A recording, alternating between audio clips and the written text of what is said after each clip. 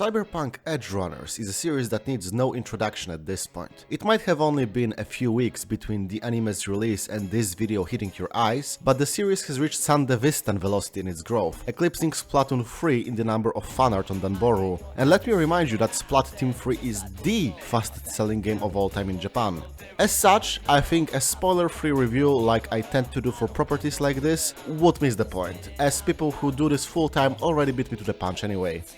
In case you missed it, this is an anime spin-off of the Cyberpunk 2077 video game animated by Studio Trigger. It tells a full story in just 10 episodes, only related to the game by the shared setting, so you can just jump right into it. The story centers around Dawid, a 17-year-old kid whose life spirals out of control because of capitalism and Polish-Japanese netrunner pussy hitting different.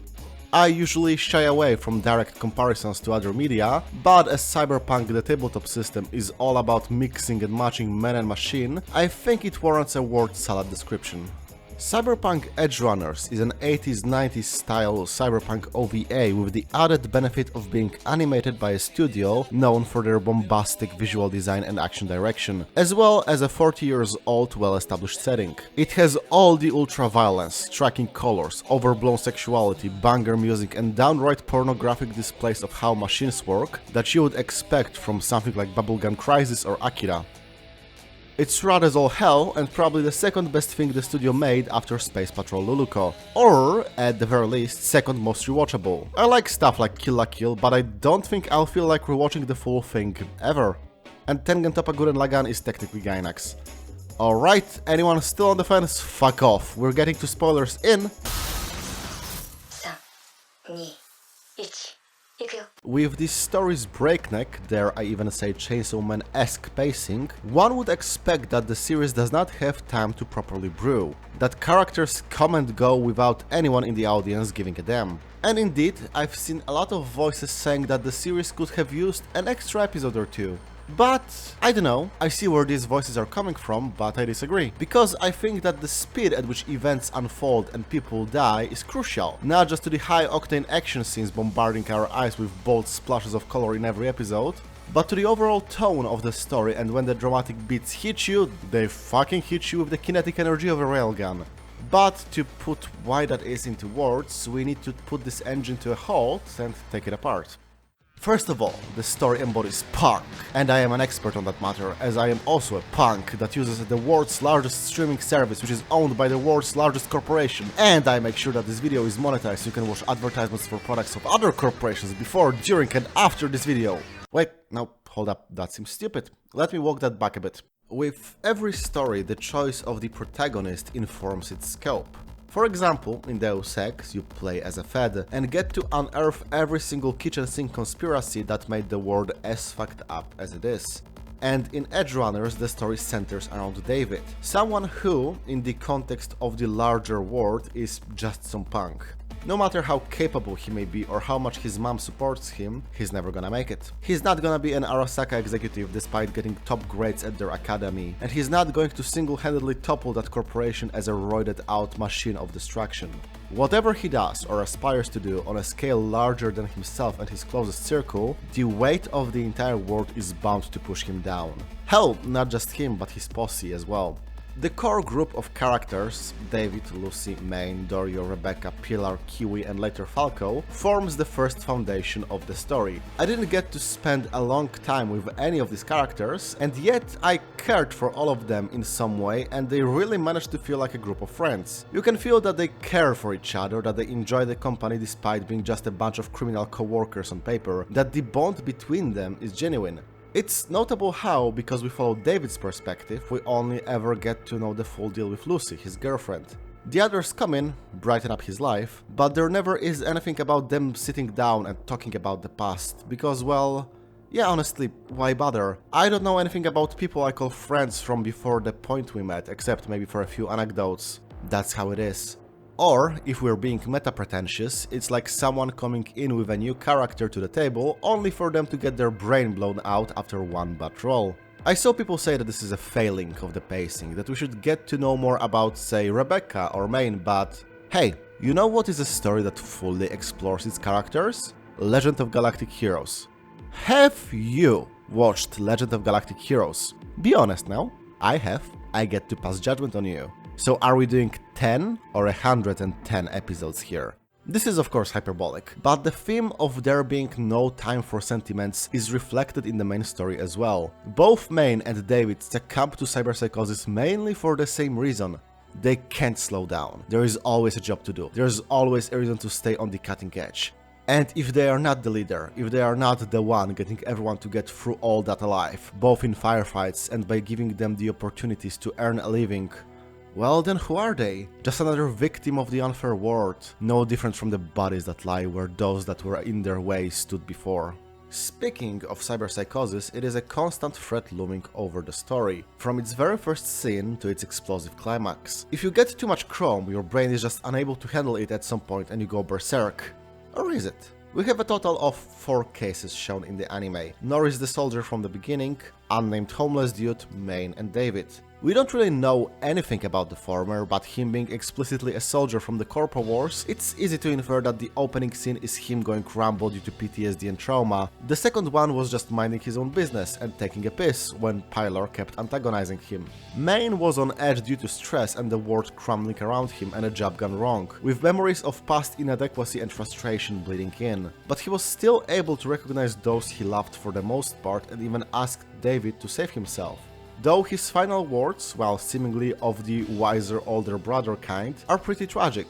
He tells David to never stop running, but just a few minutes prior, him running down a desolate road with no chrome was the image of the past he seemed desperate to get away from. Basically telling David to repeat the same mistake of never stopping, always accelerating, until his brain crashes against the same wall that Maine did. And as bad of advice as that is, it's also genuinely good advice if you want to keep up for as long as you can in Night City. Can't stop, won't stop.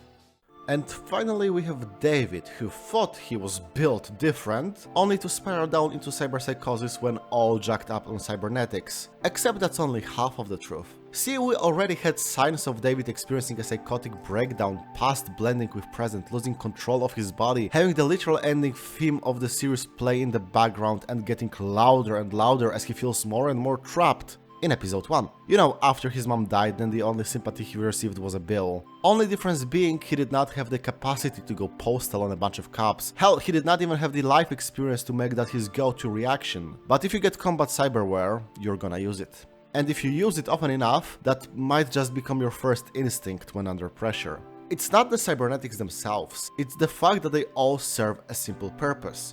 Combat, be it physical or in the net running capacity. The world is so cutthroat that we only ever see people who are fighting for their lives on a daily basis. And when you make that literally part of yourself, and those parts push your brain's natural capacity to process the signals from your body to its limits, it leads to what is known as cyberpsychosis. Hell, Mike Pondsmith outright said in a Reddit thread that David's tolerance is not just him being built different, it's him having a loving mother and a support network of genuine friends once she gets violently ripped away. And that rots away when he stops listening to them and going all out despite their worries about the state of his body. Cyberpsychosis is not the inevitable conclusion of borging out. Adam Smasher is doing just fine and dandy. It's loneliness. It's injustice. It's trying to take a piss when some stupid bastard won't stop shouting in your ear. It's a human heart stuck in a killing machine. Which also explains why all Adam is doing Nova. He never had a heart to begin with. It would be so easy for the story to go full Luddite and make an easy spiel about cybernetics eating your soul. But it doesn't. Technology is ever present in Edgerunners. It's a tool of oppression, but also means of emancipation. It's a way to get disassociated from reality, but also to connect with someone on a deeper level despite just meeting them. It's something that rips people away from you, but also a way to remember them. It's a way to hurt and to protect. In Night City, technology is a force of nature, without a side or morality. It just is. But, inevitably, that word comes knocking and reminding you how much bigger than you those forces are. How inevitable of a threat they are to you and those you hold dear. So you might, say, cut your losses on people you considered friends. Both Lucy and Kiwi did it, not wanting the corporate boot on the throat of either her boyfriend or herself, respectively. Because if those forces deem someone close to you a resource that needs to be exploited, there will be blood on their hands. So you might as well try and minimize the amount of it. Even if you try to get rid of everyone that knew even a kernel of this, there will always be someone who did not account for. The world is too vast, even when contained to a single city. But cutting yourself away from your crew proves to be the bad choice for everyone involved, again and again and again. Ironically, the morally best character here turned out to be Rebecca, the gun gremlin. Ride or die, or maybe even ride and die. The storm might inevitably sink the ship and everyone on it, but if weathered side by side with your crew, it creates more than corpses. It creates a legend, a legacy, a memory. A lessons that while those forces may as well be impossible to fight against, they can at the very least be flipped off. And maybe, just maybe, the story would not go the way it did if the crew refused to play along with rules that were written to exploit them. As it was, the finale is an act of rebellion made too little too late. It's not even a victory in any sense, it's saving what can be saved before the hammer drops, even if it breaks the heart of those that lived to tell the tale. Edgerunners is not any kind of philosophical breakthrough or deep analysis of a character or anything like this. It is, however, an incredibly well-made story of the things that matter in a cold and uncaring world. But those things are oh so easy to miss when bookended by adrenaline, danger and excitement.